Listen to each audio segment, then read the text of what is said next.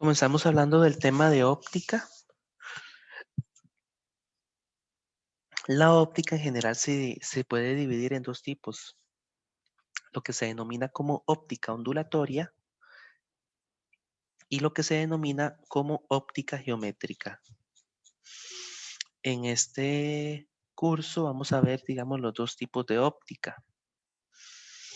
Pero antes de adentrarnos en los diferentes tipos de óptica que existen, vamos a hablar de la luz. Y bueno, vamos a hablar un poco de qué es la luz. Y esta fue una pregunta que tuvieron los físicos, científicos y químicos durante siglos. Y bueno, en realidad el concepto es bastante amplio porque la luz tiene una definición dual, donde se dice que la luz a veces se comporta como una partícula o a veces como una onda. Entonces, existen dos tipos de... la luz se puede comportar como dos objetos diferentes, como una partícula o corpúsculo o como una onda. Y generalmente cuando la luz se comporta como una onda, hablamos de óptica ondulatoria.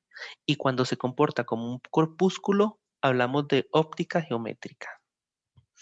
Entonces, la luz es ambas cosas. Es un corpúsculo y una onda.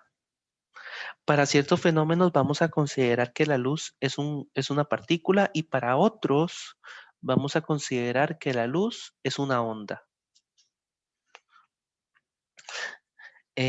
Para los fenómenos ondulatorios, vamos a considerar que la luz en efecto se trata de una onda. ¿Qué tipo de onda? Bueno, una onda electromagnética. ¿Qué es una onda electromagnética? Bueno, una onda electromagnética es un campo magnético y eléctrico que varían uno perpendicular al otro y que se propagan en una dirección que es perpendicular a ambos campos. Entonces, veamos este gráfico. Nótese que aquí tenemos una onda electromagnética. Nótese que tenemos el campo eléctrico en rojo. Nótese que es un campo eléctrico variable que varía tanto a lo largo de este eje en magnitud como también a través del tiempo. Entonces, nótese que en rojo tenemos el campo eléctrico y en azul el campo magnético. Ambos son perpendiculares entre sí. Entonces, el campo eléctrico, que es variable en el tiempo, genera a su vez el campo magnético. Luego el campo magnético, a su vez, que es variable en el tiempo, me genera el campo eléctrico y de esta forma una onda electromagnética se logra sostener sin la existencia de un medio de propagación. Entonces, eso resulta muy interesante. Nótese cómo una onda electromagnética se logra mover a través del vacío sin la existencia de un medio de propagación. A diferencia de las ondas sonoras que requieren de que haya un medio. En el caso de las ondas sonoras, se requiere que haya aire. Las ondas sonoras se mueven, digamos, a través del aire, que es su medio de propagación. Pero ese no es el caso de las ondas electromagnéticas, que se pueden mover a través del aire o se pueden mover a través del vacío. A través de ese fenómeno que les estoy explicando, un campo eléctrico variable en el tiempo genera un campo magnético y de esta forma la onda electromagnética se va propagando. Entonces, en algún momento, para ciertos fenómenos, nos va a servir decir que la luz es una onda electromagnética. Como decimos que la luz es una onda electromagnética y como es una onda, tiene ciertas características, como lo es una longitud de onda, una amplitud y una cresta. Ahora bien, nosotros si consideramos que la luz es una onda electromagnética, nos vamos a dar cuenta que dependiendo que lo que corresponde a la longitud de onda de la luz es lo que nosotros observamos como color. Entonces, cada color va a tener asociado una onda una longitud de onda distinta. Particularmente lo que corresponde a la luz visible, que es la luz que nosotros podemos observar con los ojos, son las ondas electromagnéticas que van de los 400 nanómetros a los 800 nanómetros aproximadamente. Entre 400 y 700, dependiendo también de la persona. Hay personas que ven un poquito más, un poquito menos, pero podríamos decir, digamos, que la luz visible es aquellas ondas electromagnéticas cuya longitud de onda están entre 400 nanómetros y 700 nanómetros. Entonces, vea qué interesante, lo que nosotros en nuestros cerebros percibimos como color, en realidad es la longitud de onda de la luz que nosotros estamos observando. Entonces, resulta ser bastante interesante, ¿verdad? Cómo es que funciona nuestra percepción del universo, digamos, cómo es que nuestro cerebro ve su entorno. Nuestro cerebro identifica la longitud de onda con un color. Por ejemplo, el rojo tiene aproximadamente 700 nanómetros de longitud de onda. El naranja tiene aproximadamente 600 nanómetros. Entre el azul y el verde tenemos 500 nanómetros y el violeta tiene 400 nanómetros. Entonces, lo que nosotros tenemos en nuestros ojos, curiosamente, es un dispositivo que nos permite medir la longitud de onda. Entonces, nuestros ojos son sensores que miden la longitud de onda de la luz incidente. Muy interesante. Como comentario interesante, digamos, no todos los animales ven todas estas longitudes de onda. Particularmente los gatos no tienen muy buena sensibilidad para el rojo.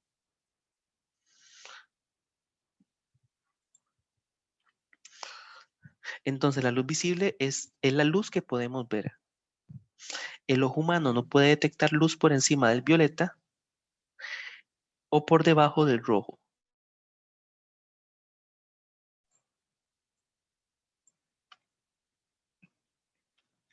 Como ya les he venido comentando, existen dos tipos de óptica: la óptica geométrica y la óptica ondulatoria, o también denominada óptica física.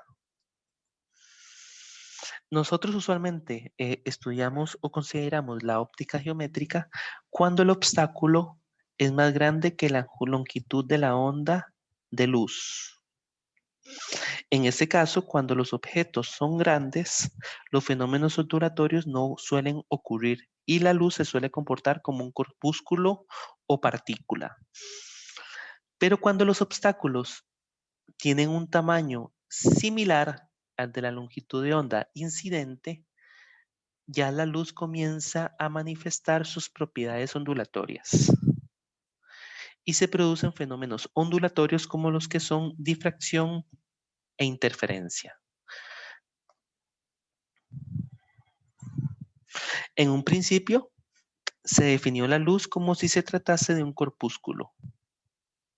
Particularmente, Isaac Newton intentó explicar el comportamiento de la luz a través de un modelo conocido como teoría corpuscular, es decir, que la luz se comportaba como un corpúsculo. Isaac Newton es un personaje bastante interesante en la física y es interesante porque era una persona que dedicó parte de su vida al estudio, dejando de lado aspectos personales. Mucha gente dice, por ejemplo, que Isaac Newton murió virgen, como nota interesante. Y recordemos que durante este periodo de tiempo, digamos, en que Isaac Newton estuvo realizando estos experimentos, había una pandemia. Eso es interesante, ¿verdad? Entonces, cuando él estaba, él estuvo, digamos, en una pandemia que fue la peste negra, y como resultado de esa pandemia, él tuvo que estar encerrado, cerraron la universidad, exactamente como se hace ahorita. hace 500, 400 años se hizo exactamente igual. Se cerraron las universidades y lo que se aprovechó es que Isaac Newton, digamos, aprovechó el confinamiento para hacer estos estudios. Isaac Newton aprovechó el confinamiento para realizar estos estudios y uno de esos estudios fue la luz. Digamos, él estuvo estudiando la luz entre otros fenómenos.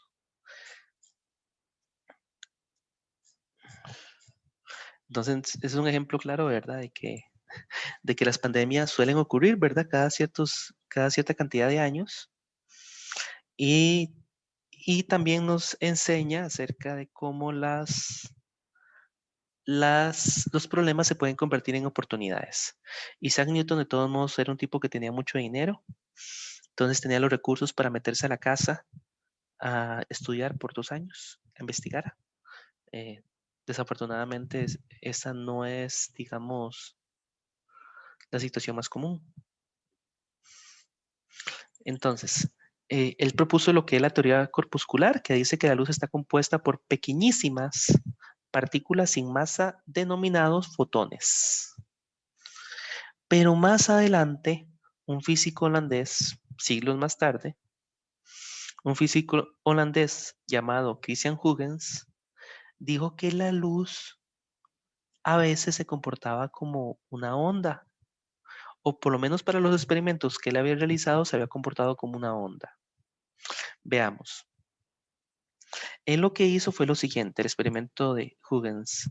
Él hizo pasar luz primero por un orificio pequeño, eso es para generar un frente de ondas uniforme, y luego lo hizo pasar por dos orificios pequeños. Si la luz es un corpúsculo, uno esperaría que solo se formara una franja acá, una franja, digamos, iluminada acá y otra franja iluminada acá. Sin embargo, si la luz es una onda, lo que se va a observar, digamos, en la pantalla que está al frente de estos orificios es un patrón de zonas iluminadas y zonas oscuras. Eso es porque cada una de las ondas va a interferir con otras, se van a sumar y se van a sumar en forma constructiva, interferencia constructiva, generando una zona luminosa y cuando se suman en forma desfasada, se genera lo que se conoce como interferencia destructiva y lo que vamos a tener es una zona oscura. Entonces, él vio que este fenómeno ocurría para la luz. Y al darse cuenta que la luz se comportaba de esta manera, él dijo, no, Isaac Newton está equivocado. La luz debe ser una onda.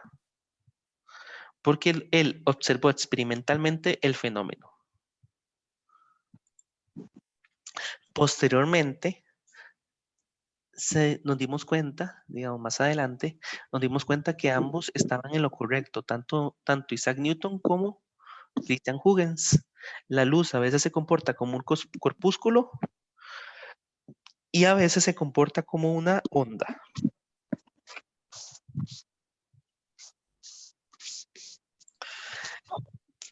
Cuando la luz se comporta como un corpúsculo, nosotros solemos imaginar la luz como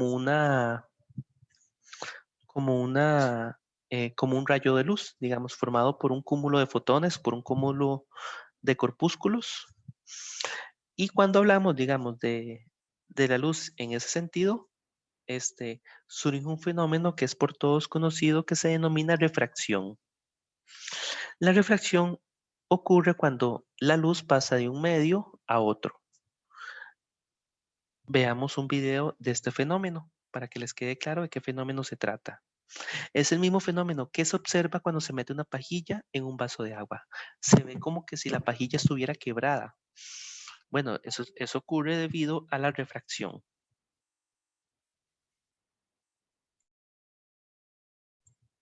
Busquemos rápidamente un video con este fenómeno.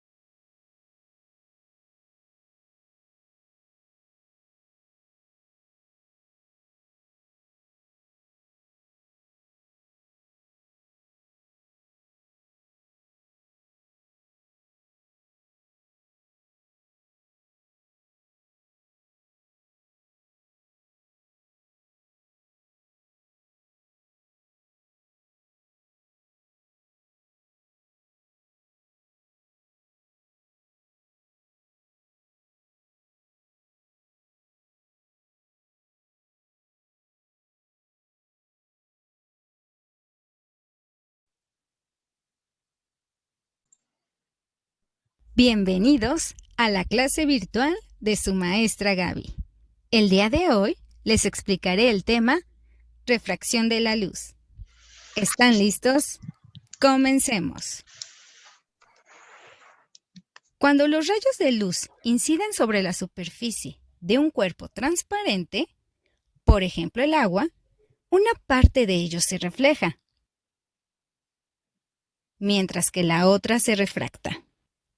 La refracción es el cambio de dirección que toman los rayos de luz al pasar de un medio a otro, por ejemplo, del estado gaseoso al líquido.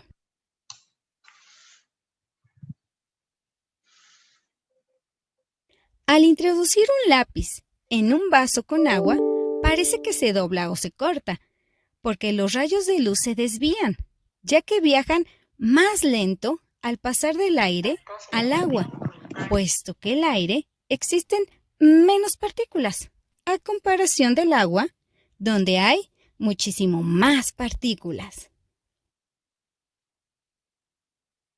Los lentes son un ejemplo de la aplicación de la refracción. ¿Por qué? Porque se usan en la fabricación de algunos objetos. Algunos los debes de conocer. Por ejemplo, los anteojos, las lupas, las cámaras de video y hasta los telescopios. Para terminar la clase, te invito a realizar el siguiente experimento. ¿Estás listo? Manos a la obra. Viertan agua en un vaso hasta la mitad de su capacidad e introduzcan unos 4 lápices aproximadamente. Sostengan otro lápiz fuera del vaso, en la misma posición de los que están adentro. Obsérvenlos con atención, desde diferentes ángulos. Después, contesta las siguientes preguntas en tu cuaderno. Pregunta número 1. ¿Cómo se ve la parte del lápiz que está dentro del agua y la que está fuera? Pregunta número 2. ¿Qué diferencia notan con el lápiz que está fuera del vaso? Escribe tus respuestas. Ahora dibujen en su cuaderno todas sus observaciones. Estoy segura que te encantó experimentar. Si te gustó el video, realiza una pequeña donación para que yo pueda seguir creando nuevos contenidos. Pitching investors is hard. After all, you're asking them to give you their money. Are you ready? Slide bean.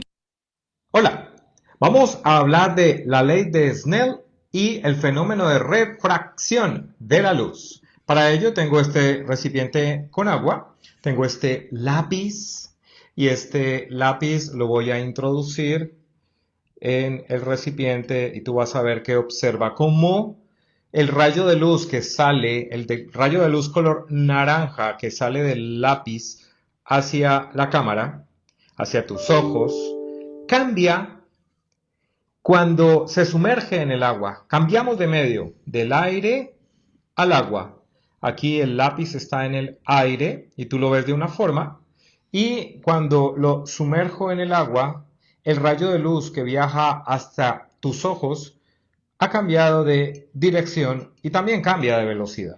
Tengo esta tacita, este juego de taza, de té o de café, no sé, bien lindo que me regaló mi tía Melba. Gracias tía Melba por regalarme el juego de tacitas. Tengo una moneda de 1,000 pesos aquí en Colombia y voy a depositarla en la taza. Ahí puse la monedita en la taza. Ya. ¿Qué ha pasado? ¿La ves? No la ves, ¿cierto? ¿Por qué? Porque el rayo de luz que sale de la moneda y viaja y quiere viajar hacia la cámara, se estrella con el borde de la taza. Tú no lo ves, no lo alcanzas a ver porque ese rayo va hacia el borde de la taza y no lo puedes superar. Sin embargo, si yo vierto agua en la taza, en el recipiente, puedes observar cómo va apareciendo la moneda.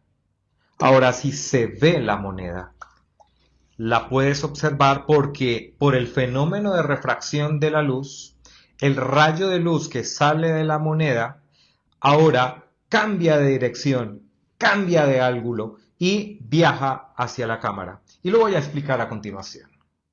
Para explicarte entonces la ley de Snell y el fenómeno de refracción que acabamos de observar, empecemos por la velocidad de la luz. Tengo un fotón en el vacío, un fotón en el vacío. Si ese fotón, esa radiación luminosa, se desplaza en el vacío de un punto a otro, de una posición a otra, y ese desplazamiento de ese fotón lo hace durante un tiempo de un segundo, él va a recorrer una distancia en el vacío de 300.000 kilómetros. Eso indica entonces que hay una velocidad, aparece un vector velocidad de ese fotón, porque recuerda que velocidad es el desplazamiento en el tiempo, y el desplazamiento de ese fotón fue de 300.000 kilómetros en un segundo. Por lo tanto, su velocidad, la que vamos a llamar velocidad de la luz en el vacío, son 300.000 kilómetros por segundo. Esa C minúscula significa celeridad. Viene del latín celeritas, es la celeridad de la luz. Y recuerda que kilo es 1000, la K mayúscula es 1000 y 1000 significa 3 ceros. Entonces, a los 300.000 kilómetros se le agregan 3 ceros y serían 300 millones de metros en un segundo. La velocidad de la luz, 300 millones de metros en un segundo. Tengo entonces un 3 seguido de 8 ceros y con notación científica se podría afirmar que la velocidad de la luz en el vacío son 3 por 10 a la 8 metros por cada segundo. Ahora, en este espacio azul voy a simbolizar un medio de propagación de la luz, un medio cualquiera. En ese medio de propagación de la luz, diferente al vacío, atención, diferente al vacío, esa línea amarilla que tengo acá, esa línea me va a representar un frente de onda de luz. Y ese frente de onda se va a desplazar y lo va a hacer en un tiempo, por lo tanto va a tener una velocidad. Esa luz viaja a una velocidad en un medio donde vamos a tener un índice de refracción N. Vamos a llamar N al índice de refracción en ese medio. ¿Y qué significa ese índice de refracción? Es la razón que hay entre la velocidad de la luz en el vacío, que acabamos de ver, 300.000 kilómetros por segundo, y la velocidad de la luz en el medio, un medio diferente al vacío. Eso es el índice de refracción.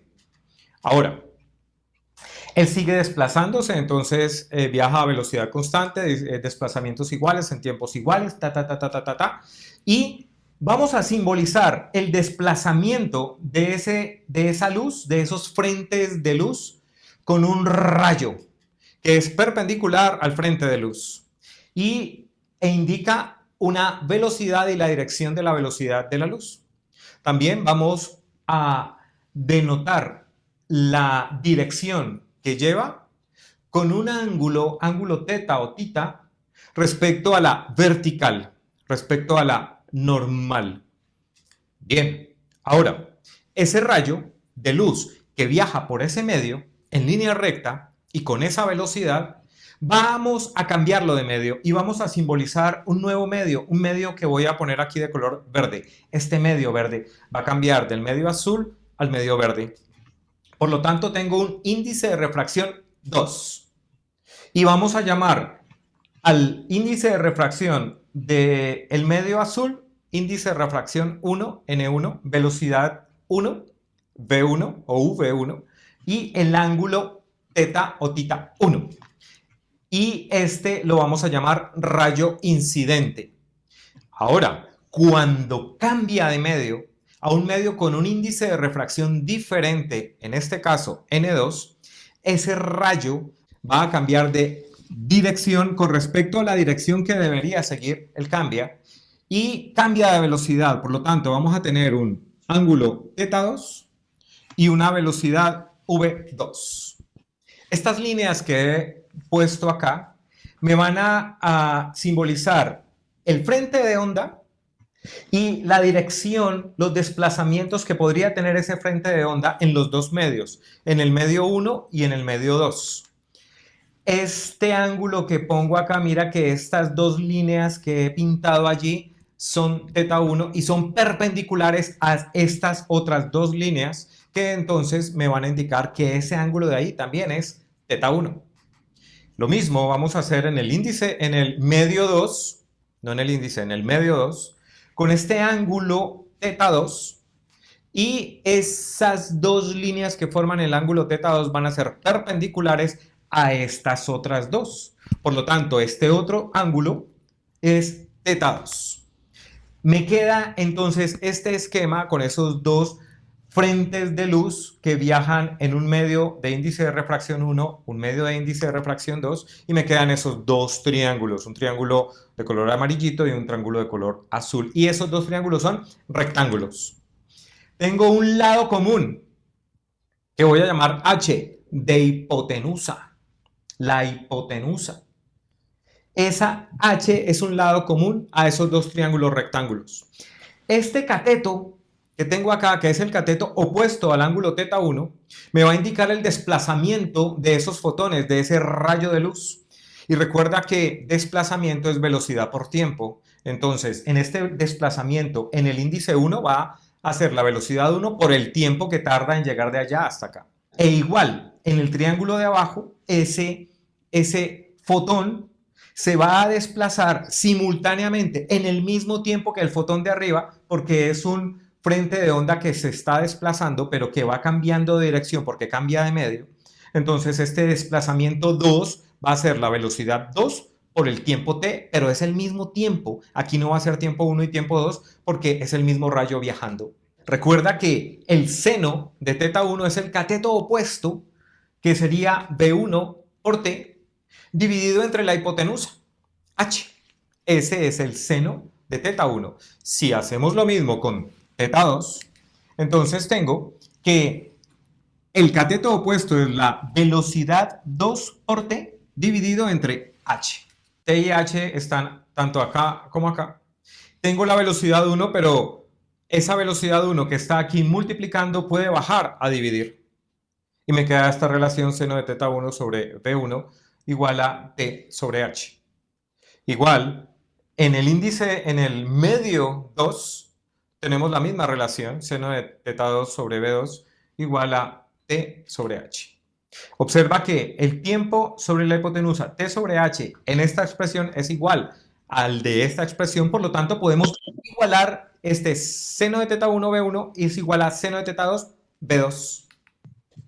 A partir de esa expresión, recordemos que el índice de refracción es velocidad de la luz en el vacío sobre la velocidad de la luz en el medio.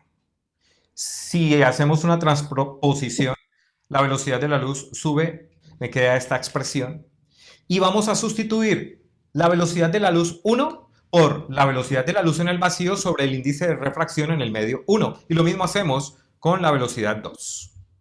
Ahora, estos índices de refracción N1 y N2, como están en el denominador del denominador, en esa fracción compuesta, pueden subir a multiplicar al numerador. Y me queda N1 por el seno de teta 1 sobre C.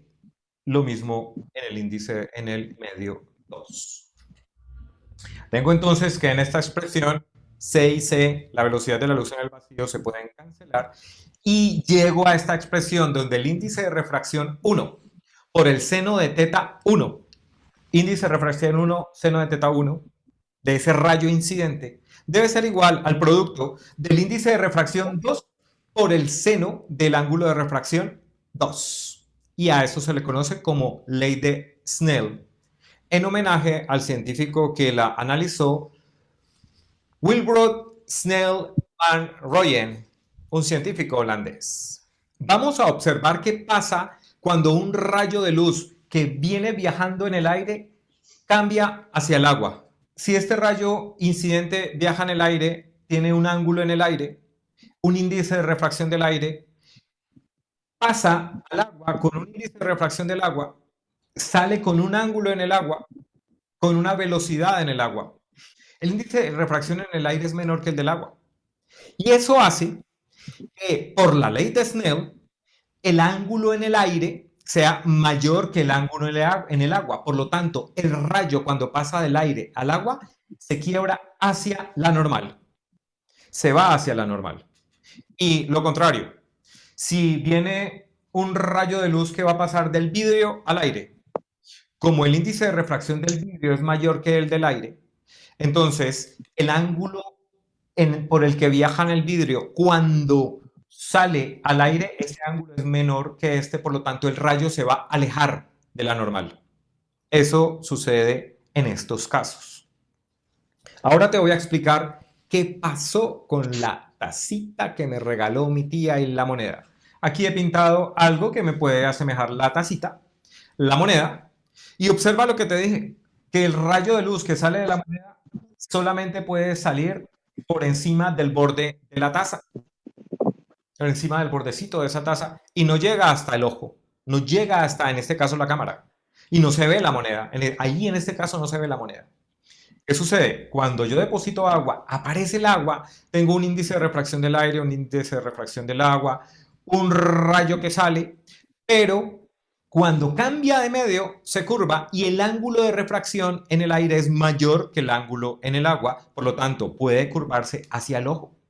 Y entonces vemos la moneda en una posición más alta de donde en realidad está. Se llama posición aparente. Vamos a hacer un cálculo usando la ley de Snell. Asumamos que el ángulo en el agua del rayo de luz es de 48 grados. Y el índice de refracción del aire es de 1.003. El índice de refracción en el agua es de 1.3330. Es menor, obviamente, el índice de refracción del aire. Y usemos la ley de Snell, que te indica que el índice de refracción en el aire por el seno del ángulo en el aire, el que vamos a determinar, debe ser igual al índice de refracción del agua por el seno del ángulo en el agua. El índice de refracción en el aire es de 1.0003.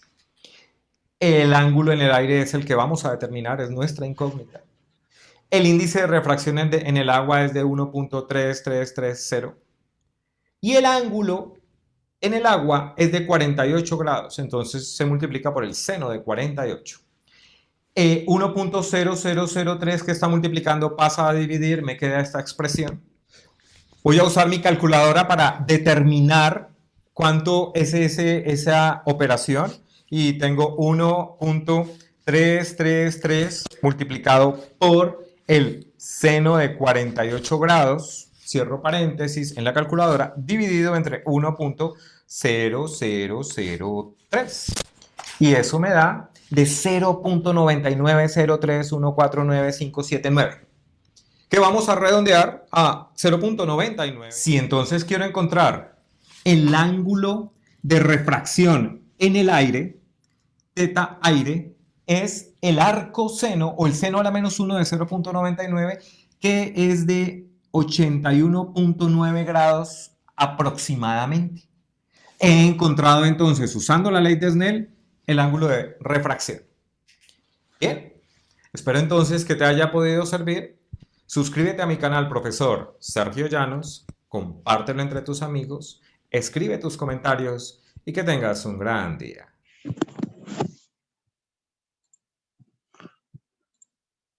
Ok, básicamente esa fue una introducción bastante amplia a este tema de refracción de la luz. Primero que nada, recordemos que cuando estamos analizando este tema en particular, refracción de la luz, estamos considerando que la luz se trata de un corpúsculo. Entonces nos estamos refiriendo a lo que se denomina óptica geométrica o teoría corpuscular de la luz. Entonces estamos tratando la luz como si se tratase de un rayo de luz, un rayo compuesto de fotones, y no lo estamos tratando como si se tratase de una onda. Recordemos que nosotros podemos proceder de esa forma cuando los obstáculos son relativamente grandes. Entonces, este fenómeno de refracción se presenta dentro de ese marco que nosotros llamamos óptica geométrica. Primero que nada vamos a definir lo que se denomina el índice de refracción, como la velocidad de la luz en el vacío dividido entre la velocidad en el medio. Entonces veamos que cuando la luz se mueve en el vacío, se mueve a 300.000 kilómetros por segundo, lo que son 3 por 10 a la 8 metros entre segundos. Pero cuando la luz pasa del vacío a otro medio, se mueve más lenta. Digamos, en el vidrio se va a mover más lenta, en el agua se mueve más lenta. Eso que nosotros observamos, digamos, como una menor velocidad, se interpreta como un índice de refracción. Entonces, nótese cómo nosotros dividimos la velocidad de la luz en el vacío C entre la velocidad de la luz en el medio, con lo cual obtenemos el índice de refracción que caracteriza un medio.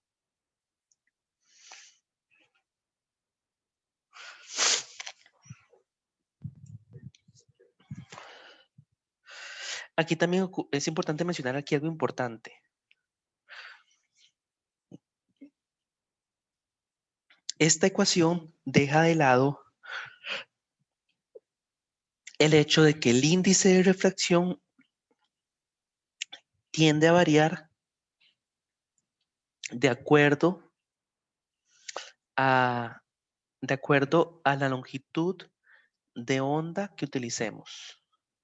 Es decir, el rojo y el azul podrían tener índices de refracción ligeramente diferentes. Esta ecuación ignora ese hecho.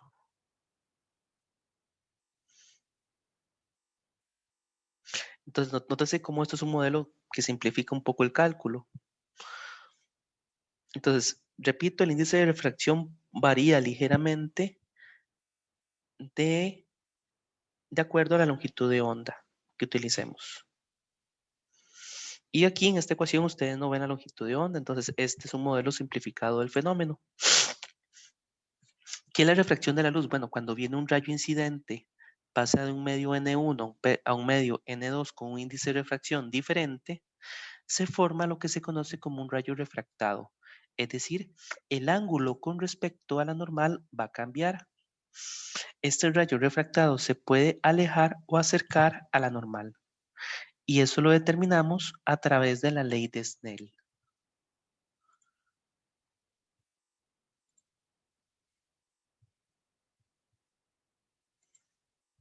Habiendo visto eso, veamos este pequeño ejercicio. Dice lo siguiente. Por cierto, voy a quitar las soluciones. Supongamos que la velocidad de la luz en el agua es de 225.000 kilómetros entre segundos. Ya dijimos que esa velocidad puede variar para diferentes longitudes de onda, pero digamos que aproximadamente son 225.000 kilómetros entre segundos y de 124.481 kilómetros entre segundos en el diamante. Calcule el índice de refracción en cada medio.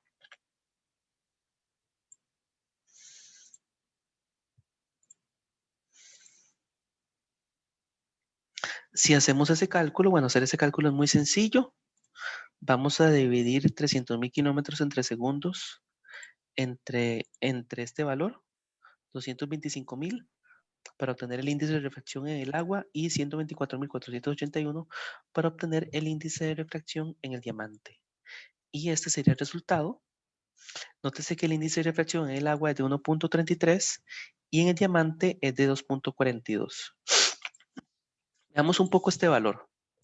El índice de refracción en el diamante es de 2.42. ¿Qué significa eso? ¿Qué piensan ustedes qué aplicación piensan ustedes que tendría este hecho?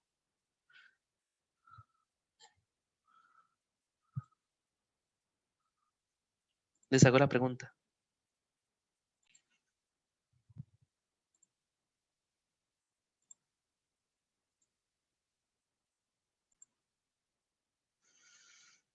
¿Cómo la pregunta?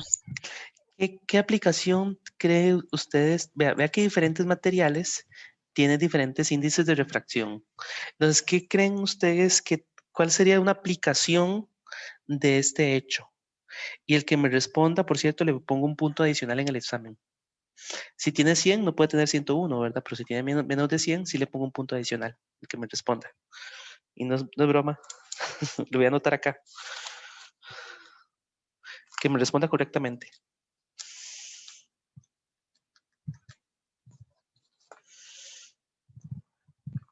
Como un uso que se le da eso, sería. Sí, un uso al hecho de que diferentes materiales tengan diferentes índices de refracción. Por ejemplo, en los cines, por así decirlo, los prismas o los que usen para transmitir, qué sé yo, la luz más lejos o más cerca, por así decirlo, no sé si me comprende. Ujú. Profe, los láser se utilizan entonces para hacer operaciones. Sí, pero digamos, el hecho, ¿cómo se puede aplicar el hecho de que diferentes materiales tengan diferentes índices de refracción?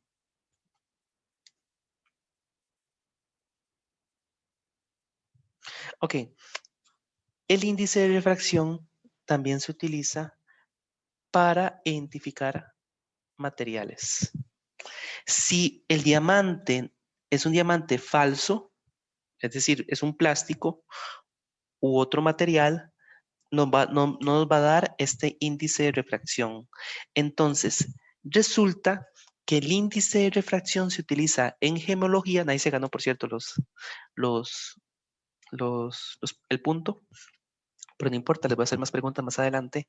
El índice de refracción se utiliza en gemología para identificar si el diamante es real o no. Y para identificar, digamos, distinguir entre un tipo de piedra y otro tipo de piedra. Nunca han ido, digamos, no sé si alguno nunca ha tenido la experiencia de comprar un diamante.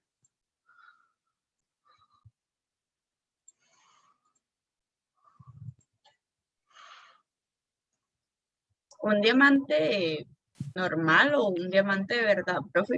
Uno de verdad, un diamante. Uno que No hay cueste. fondos para eso, profe. Sí, bueno, bueno, yo sí compré un Looking to diamante, pass certification exams? At Prepper. para, digamos, como parte de, no el diamante en sí, sino un anillo con un diamante para dárselo a mi actual esposa como anillo compromiso. Y para identificar si se trataba o no de un diamante, acercaban un aparato que lo que hacía era medir el índice de refracción. Si el índice de refracción daba un valor distinto a este, el diamante era falso.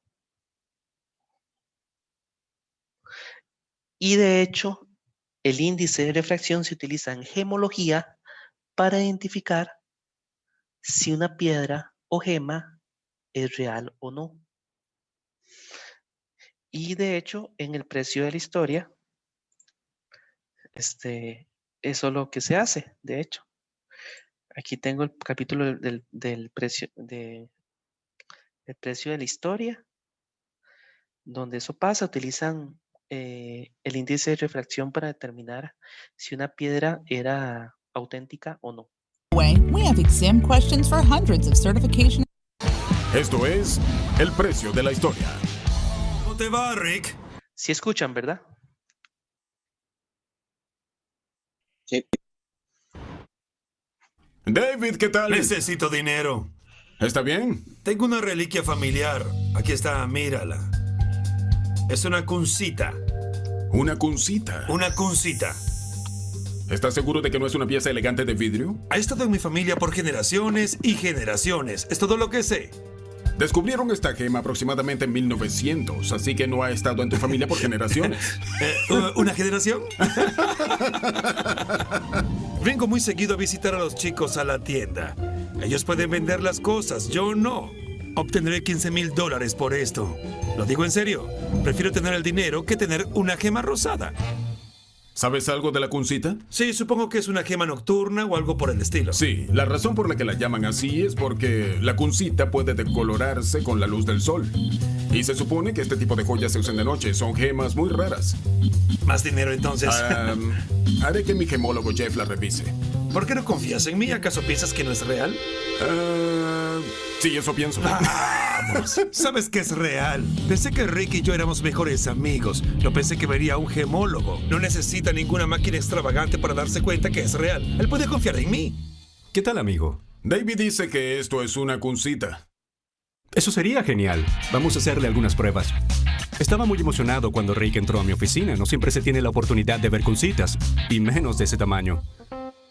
Todas las gemas tienen características específicas que permiten identificar si son reales. Si tienen burbujas de aire, es que es solo vidrio. Por lo que puedo ver acá,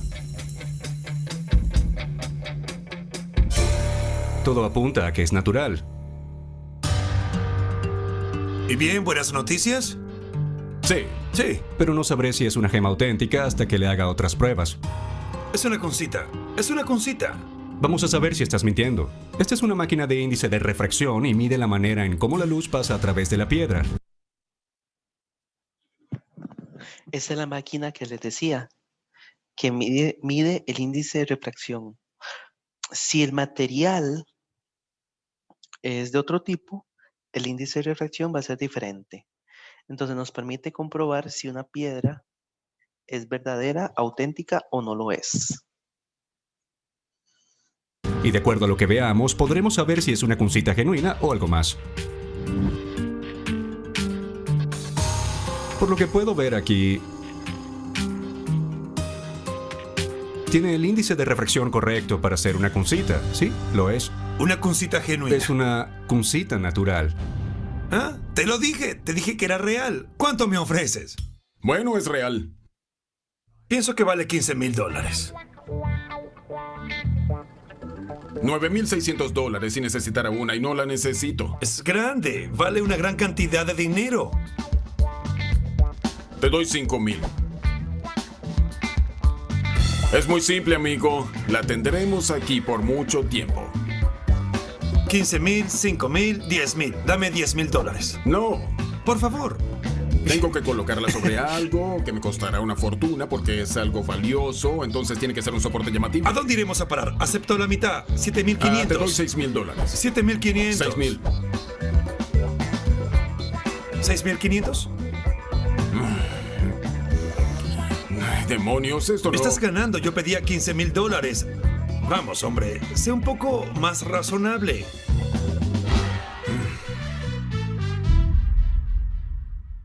Está bien, 6,500. Está bien. Hagamos el papeleo. Esto es el precio de la historia.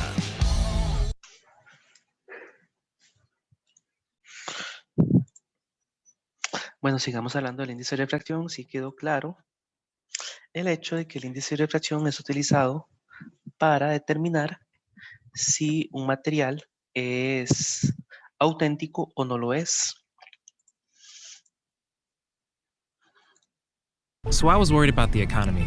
Like, will my job even exist in 10 years? And then it made it easy for me to learn critical data skills. I learned right on my...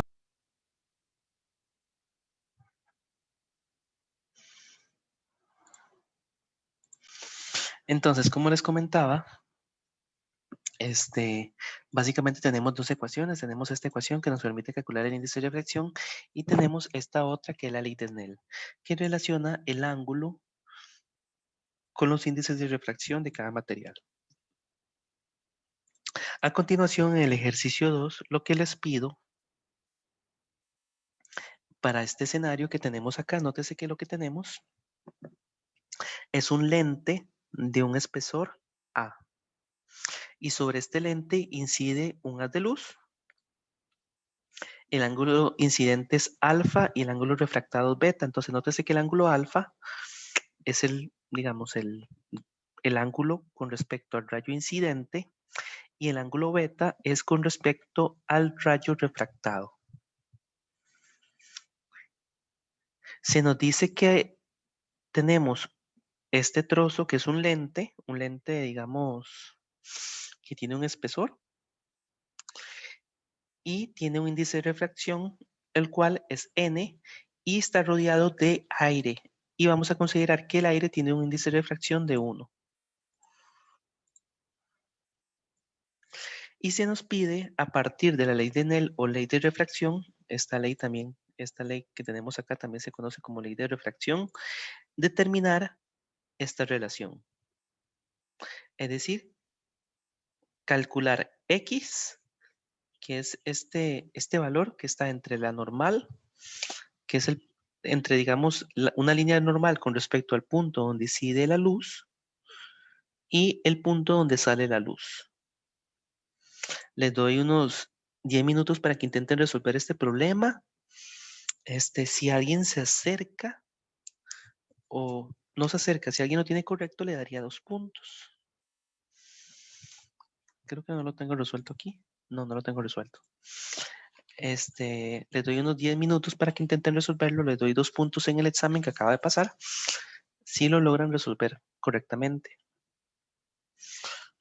Es un ejercicio muy sencillo. Utilizan la ley de Snell y un poquito de trigonometría para determinar el valor de X. ¿Les parece? Hablemos a las 11:23.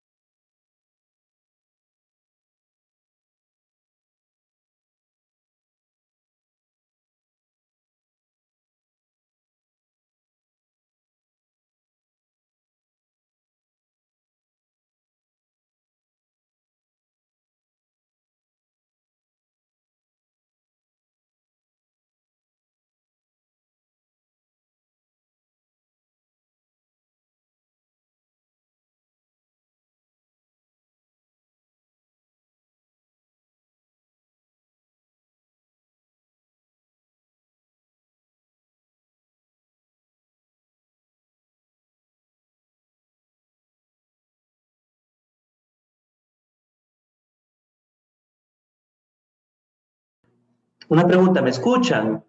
Es para resolver en la pizarra. Sí, profe. Ok, lo voy a resolver en la pizarra dentro de unos 10 minutos. Vamos a ver si puedo, también escribir esto.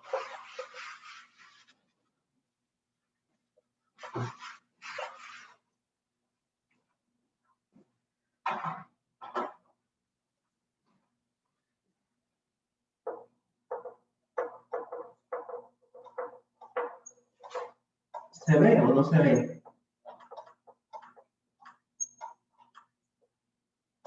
¿Me escuchan?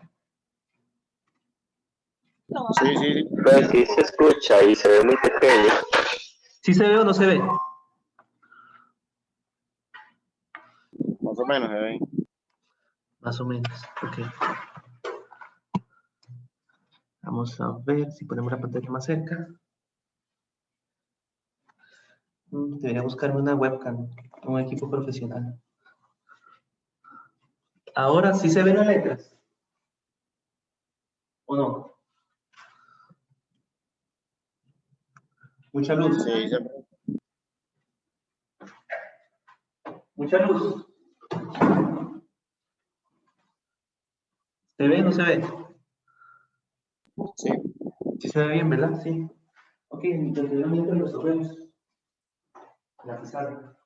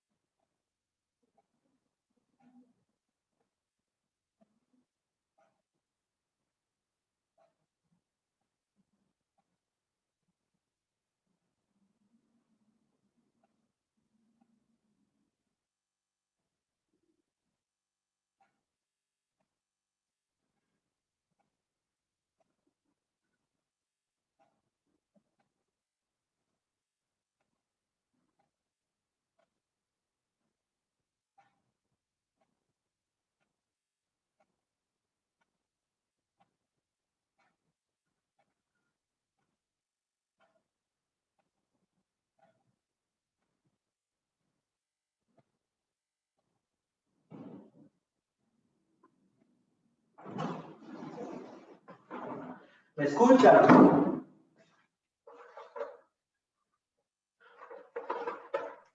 Sí, profe, sí se lo escucha. Ok, estamos ante la presencia de un ejercicio relativamente sencillo. Tenemos una lente que está rodeada de aire. Entonces, aquí, alrededor de esta lente, lo que tenemos es aire. Según el enunciado, ¿cuál es el índice de refracción del aire? Vamos a compartirlo otra vez para que ustedes lo vean. 1,0. Sí me pueden ver, ¿verdad? Aunque ponga la presentación. Sí. Ok. El índice de refracción del aire, nosotros sabemos que es 1.0.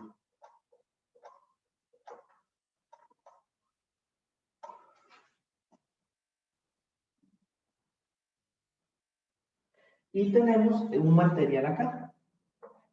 ¿Cuál es el índice de refracción de este material? Según el enunciado.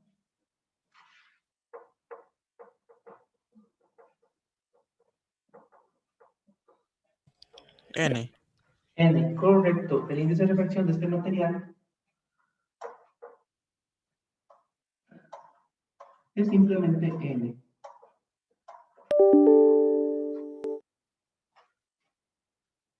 ¿Qué más tenemos por acá? Bueno, tenemos el rayo incidente, ¿verdad? El rayo incidente, vamos a cambiar de color.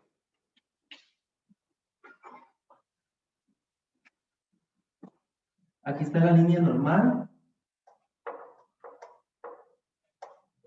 que son 90 grados con respecto a la superficie. Y tenemos un rayo incidente que va a ingresar con un ángulo alfa.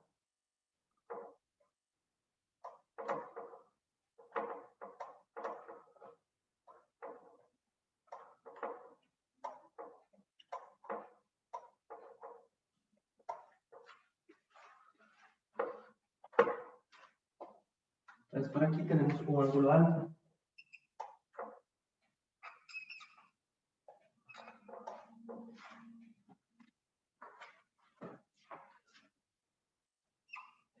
Y tenemos el rayo refractado que va a pasar, digamos, por dentro del material. Vamos a borrar un poquito aquí por dentro.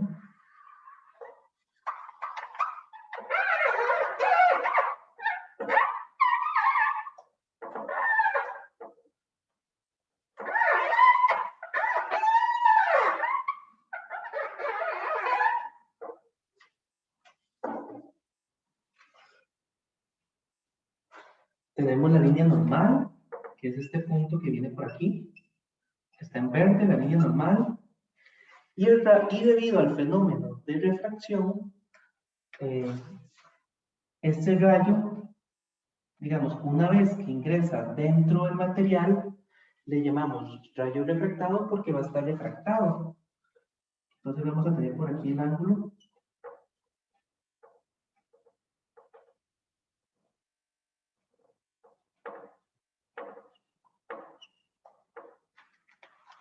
Y ese ángulo se denomina beta.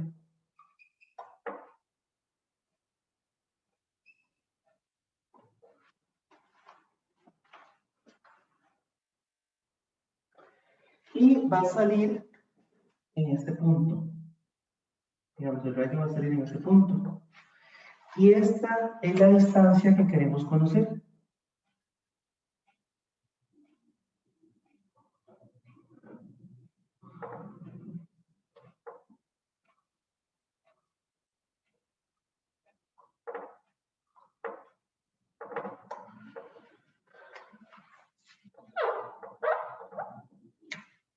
Le vamos a llamar X. Entonces, vamos a aplicar trigonometría y vamos a aplicar la ley de Snell para calcular el valor de X. Nótese que hay problemas en los cuales a mí no me interesa ponerle valores numéricos. Únicamente me interesa la parte de análisis.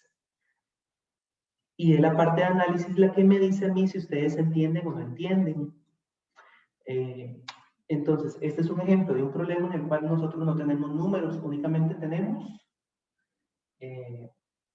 variables. Entonces vamos a hacer otro dibujito tal vez más claro.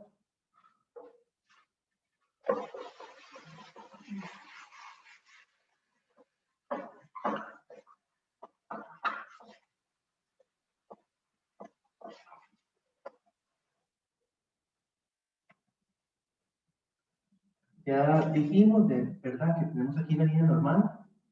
Vamos a jugar un poquito con trigonometría.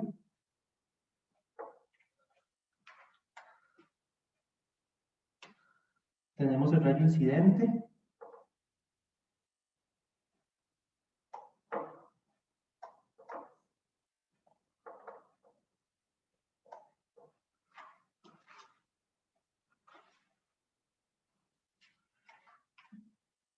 Tenemos aquí el ángulo alfa.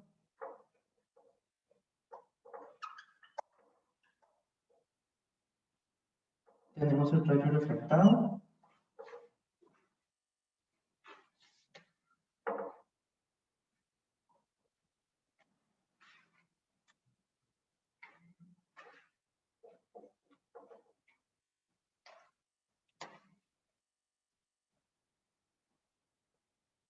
Desde aquí tenemos el rayo refractado. Aquí tenemos, digamos, esto que tenemos acá mide A, que es el espesor del lente. Vamos a expresarlo también de una forma diferente.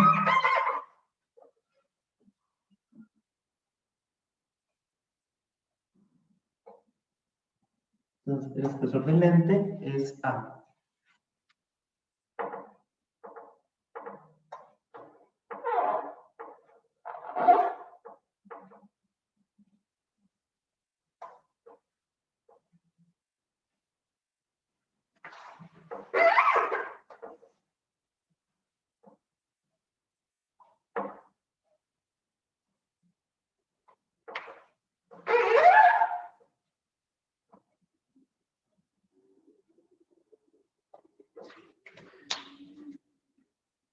Y tenemos por aquí un ángulo beta. Entonces, aquí lo que tenemos es un problema de trigonometría. Tenemos un triángulo rectángulo. Tenemos una hipotenusa, tenemos un cateto. Y por aquí abajito tenemos el otro cateto. Entonces, nótese que lo que se nos está pidiendo es uno de los catetos. Entonces, ¿cómo podría yo determinar el ángulo beta? Perdón, ¿cómo podría determinar X en términos de A y beta si asumimos que son conocidos? ¿Qué podría hacer en ese caso? ¿Qué propiedad trigonométrica podría utilizar?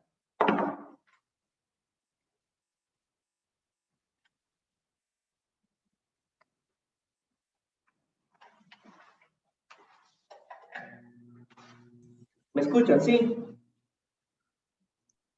Lo que buscaría es X, ¿verdad, profe? Correcto, X. Y tenemos el valor de la hipotenusa. Nada más que ahí no le No, puse. la hipotenusa no la tenemos, únicamente de uno de los catetos. Ve el triángulo rectángulo que tenemos. Este es el triángulo rectángulo que tenemos.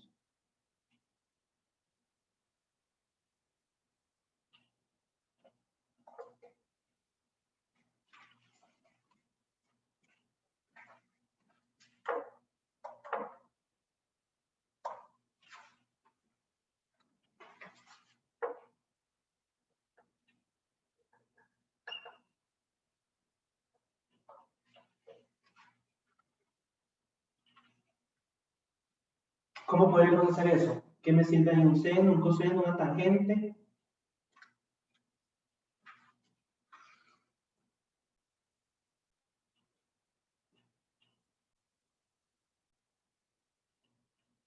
Ok, en este caso lo que me serviría es una tangente.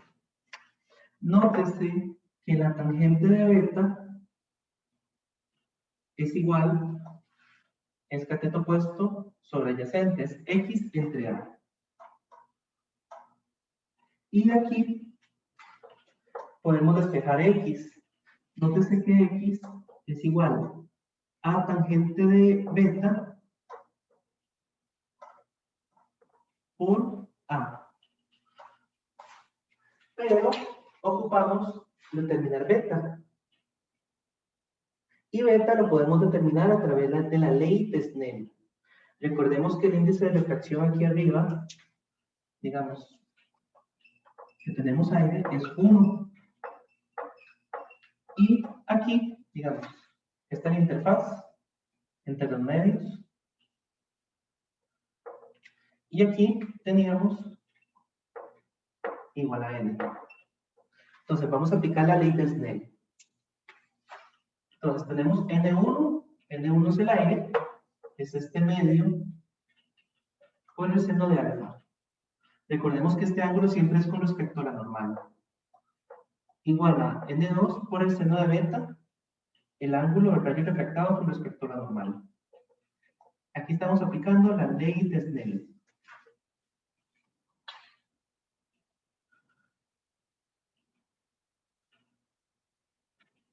Y de aquí vamos a despejar beta. Recordemos que N1, que es el medio de propagación donde tenemos el rayo incidente, el índice de reflexión es 1. Entonces esto es 1. Y el índice de reflexión N2 es igual a N. Y vamos a despejar beta. Entonces me quedaría seno de beta igual a seno de alfa entre N.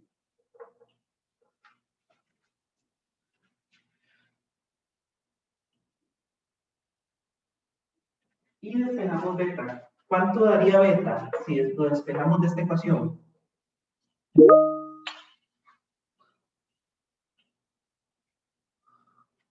¿Cuánto daría?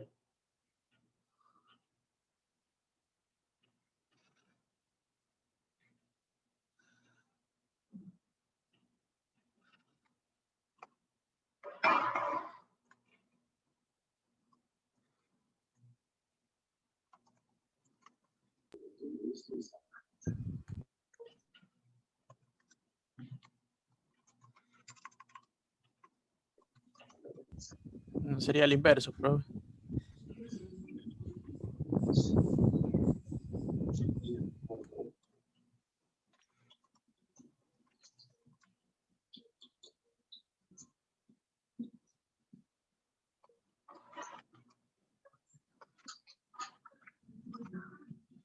Ok, en este caso sería simplemente beta va a ser igual al arcoseno del seno de alfa entre N.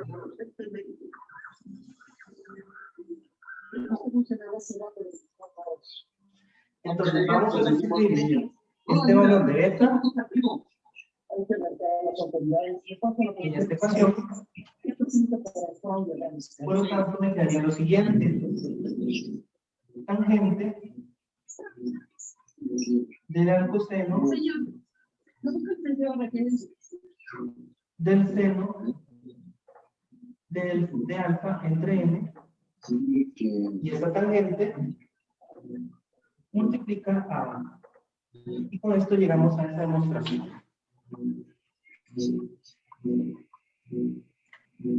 Les voy a dejar como tarea un ejercicio parecido a este, solo que más complejo, ¿verdad? Y ok, creo que se cayó el internet durante unos segundos.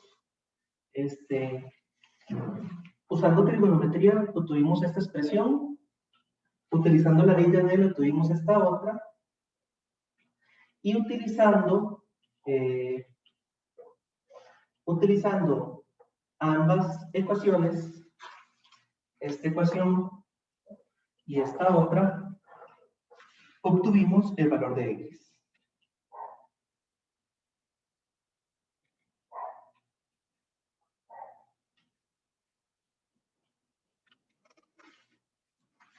Les voy a dejar una tarea. Profe, fue que igualaste x igual beta, igualaste las dos ecuaciones y de ahí despejaste el tangente, si no me equivoco. El tangente y el área, nada más. ¿Verdad? Entonces tengo esta ecuación, la tangente de beta por A. Calculé beta utilizando la ley de Snell. Luego sustituí el valor de beta en la ecuación de x para obtener x. Esta ecuación que está acá no me sirve porque yo estaría calculando x en términos de beta.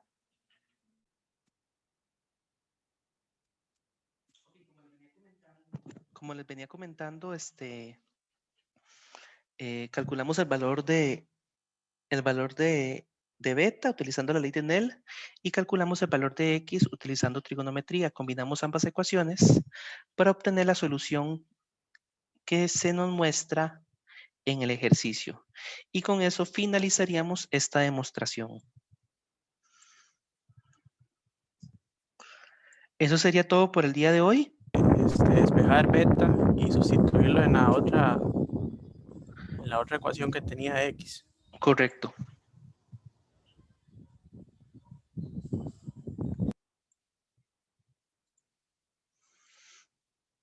Eso sería todo por el día de hoy. Les estaría subiendo una tarea con esta temática.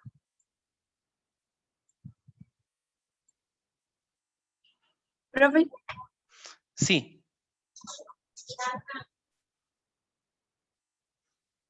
¿Aló? ¿Aló?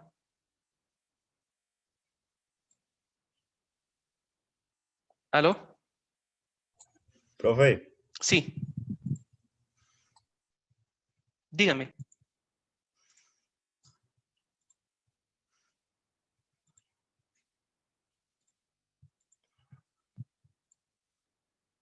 ¿Me escuchan?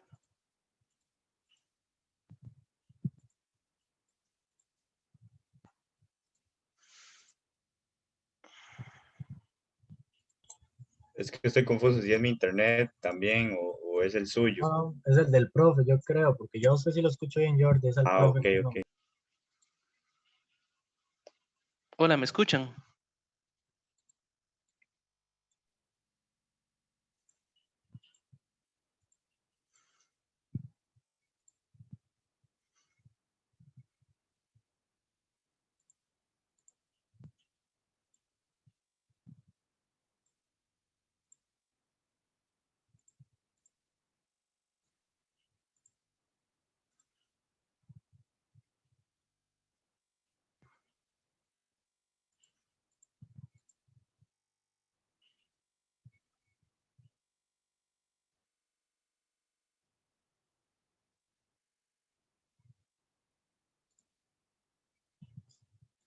¿Aló?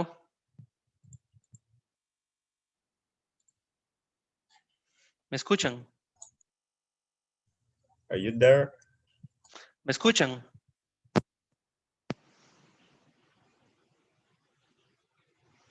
¿Aló?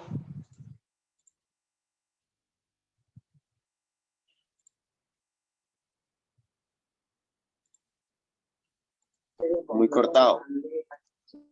Qué raro.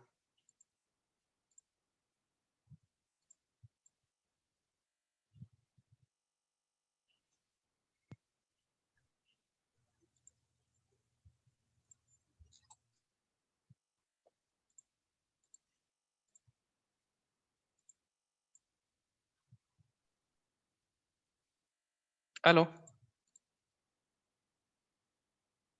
¿Sí? ¿Me escuchan? Creo Sí, que ahora profe, sí. ahora sí te escuchamos.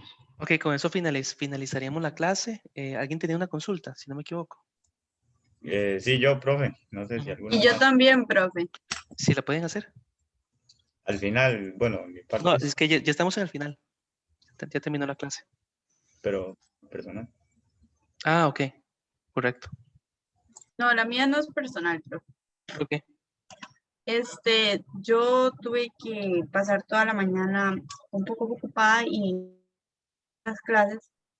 por dicha eran a las 10. Lo de la actividad asincrónica, si no me equivoco, ¿cuándo se debe entregar? Dentro de 2 semanas. Dentro de 2 semanas. Sí. Ok, perfecto. Y cubre, digamos, es una tarea opcional, digamos, si no entregan otra tarea o quiz, digamos, les sustituye la nota más baja. Ok, Pero si perfecto. sacan un 50, evidentemente, y su nota más baja es un 60, no habría cambio, digamos, no habría modificación de su nota. Y usted dijo que iba a subir una tarea Correcto, esa sí es para la siguiente semana. para la siguiente semana. Ok, perfecto. Esas eran mis dudas. Ok. Profe, tengo una consulta. Si usted podría subir una foto de la pizarra que hizo ahora. Es que el internet mío estaba lento y al final se le pegó, entonces no se pudo ver lo último que explicó. Ok, sí, voy a subir una foto de la pizarra y también la grabación de la clase. Ok, perfecto, profe. Muchas gracias. Bueno. Eso sería todo. Muchísimas gracias. ¿Falta alguien de una consulta? Sí, se quedaría conmigo, profe, ahí, si Ok. no mucho molestia rápido. Sí, claro.